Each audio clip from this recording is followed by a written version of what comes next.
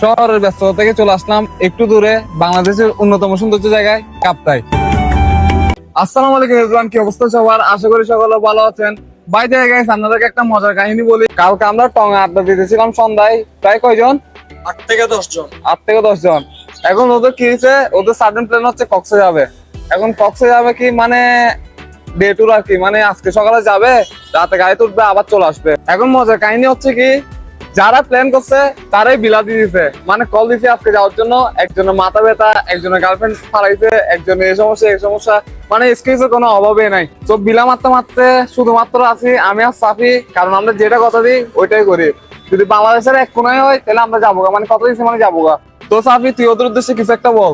ওদের উদ্দেশ্যে আর কি বলবো, ওরা নিজেরা প্ল্যানিং করে, ওরা নিজেরা বিলাতি দিছে, কি আর বলবো। আরে সমস্যা নাই, তোদের সাথে দেখা হবে ট্যুরে গিয়ে, শেষ খেলা দেখাই দিব। ভিডিও কল বললা ওগুলা আর বলিস না।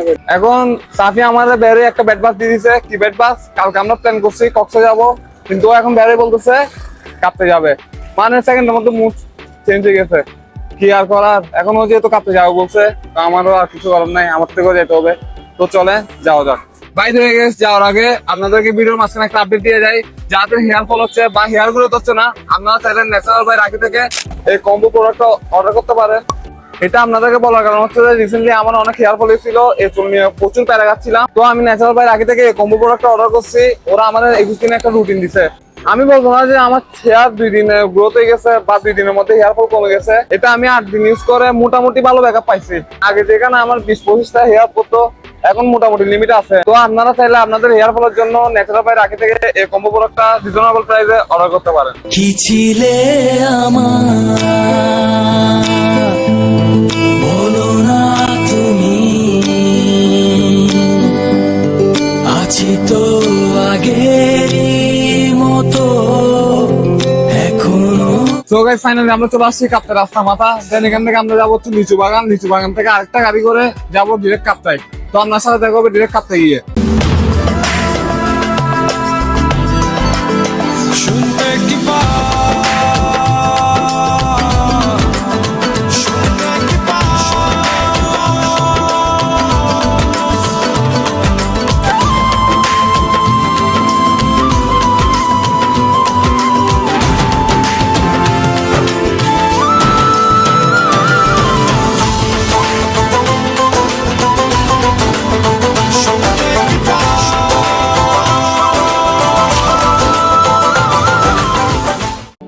সো গাইস, আমরা ফাইনালি চলে আসছি কাপ্তাই দাবা রিসোর্টে।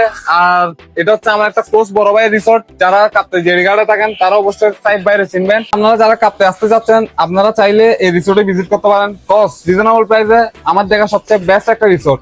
আর রিসোর্টের লোকেশন হচ্ছে, আপনারা আসলে মাত্র পেয়ে যাচ্ছে কাপ্তাই জেটিঘাট অবস্থিত।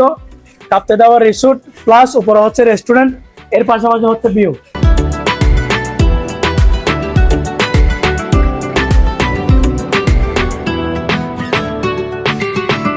আর হ্যাঁ, যারা মেরিট লাইফ লিড করেন তাদের জন্য কিন্তু এখানে কাপড় রুমেরও ব্যবস্থা আছে, মানে প্রাইস অনুযায়ী রুমের ইন্টেরিয়র কিন্তু জোস। সো আর দেরি গেছেন, আপনারা যদি এখানে আসতে চান আমি আমার ডেসক্রিপশন বক্সে তাদের কন্ট্যাক্ট নাম্বার দিয়ে দিব। আর যারা ফেসবুক থেকে ভিডিওটা দেখতেছেন তাদের জন্য আমি কমেন্টে তাদের কন্ট্যাক্ট নাম্বার দিয়ে দিব। আচ্ছা, এখন তুই আমাদের কই নিয়ে যাবি বল। হ্যাঁ এবার আমার একটু রিফ্রেশমেন্ট দরকার, যেখানে বসে মজা পাবো আর একটু একা ফিল নিতে পারবো, বুঝছো? তো তাইলে চল না আমরা কাপ্তাই রিভার বিতে যাই বসি। এখানে বিউটিও আছে তো। হ্যাঁ বেটা, সেরা বেটা। তাইলে গাইস, আমরা সারা নেক্সট দেখা হচ্ছে কাপ্তাই রিভার ভিউতে।